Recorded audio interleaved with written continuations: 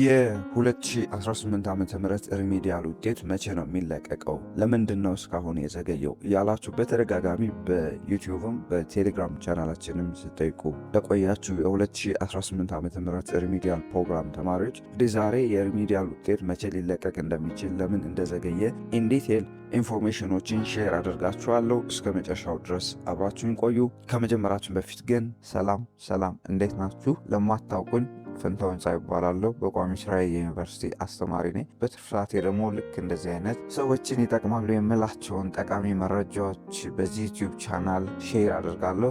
ዩቲዩብ ላይ ቁም ነገር አዘል መረጃዎችን ለማየት የሚመጡ ከሆነና ለዚህ ዩቲዩብ ቻናል አዲስ ከሆናችሁ ሰብስክራይብ በማድረግ ቤተሰብ ይሁኑ። ለስ ዳይቭ እንግዲህ የ2018 ዓመተ ምህረት ሪሚዲያል ፕሮግራም ፈተና ከተሰጣችሁ በጣም ቆይቷል። ፈተናችሁን ከጨርሳችሁ በጣም ቆይቷል። ከ2017 ዓመተ ምህረት ሪሚዲያል ፕሮግራም ውጤት ከተለቀቀበት ቀንም በጣም ዘግይቷል። ለምንድን ነው ይሄን ያክል የዘገየው የሚለውን ስናይ እንግዲህ የመጀመሪያው ምክንያት የ2018 ዓመተ ምህረት ኤንትራንስ ኤግዛም ተፈታኞች እንደምታውቁት በጣም ረጅም ጊዜ ነው የወሰዱት። ኦልሞስት ሐምሌ 16 እስከ 22 ትግራይ ክልልን ጨምሮ እስከ ሐምሌ 22 አካባቢ የቆየበት ሁኔታ ነው ያለው። በኤንትራንስ ኤግዛም ምክንያት የዘገየ ይመስለኛል። ኦልሞስት ኢንትራንስ ኤግዛም ወደ 6 ዙር ወስዶ ሐምሌ 22 አካባቢ ነው ተጠናቀቀው።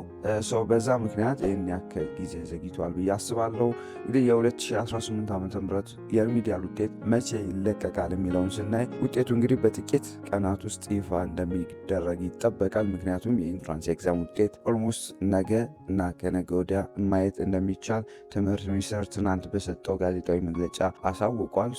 የ2018 ዓመተ ምህረት ሪሚዲያል ውጤትም በቅርብ ቀናት ውስጥ ይገለጻል ተብሎ ይጠበቃል። ኦልሞስት ቡቱ መስራት ጀምሯል። ለሁሉም ለ2018 ኢንትራንስ ኤግዛም ተፈታኞችን ይሄ ቡት ውጤት ማየቻ ቡቱ ኦልሞስት ለሁለቱም መስራት ጀምሯል። ለኢንትራንስ ኤግዛምም ለሪሚዲያል ኤግዛም ተፈታኝ ውጤትም የሚያሳይ ነው።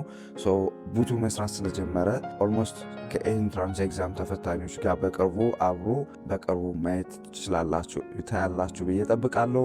በመሆኑም የ2018 ዓመተ ምህረት ተማሪዎች፣ ወላጆችና የትምህርት ማህበረሰብ አባላት ውጤቱ በይፋ ተዘጋጅቶ እስኪለቀቅ ድረስ በትዕግስትና በጥንቃቄ እንድትጠባበቁ እናሳስባለን። ውጤቱን እንደተለቀቀ ፈጣንና ትክክለኛውን መረጃ ወደ እናንተ የምናደርስ ይሆናል። ትክክለኛና ወቅታዊውን የትምህርት መረጃ ለማግኘት ይህንን ዩቲዩብ ቻናል ሰብስክራይብ በማድረግ ይከታተሉ። መረጃው ለሌሎች ተማሪዎች እንዲደርስ ቪዲዮውን ላይክ ሼር አድርጉ።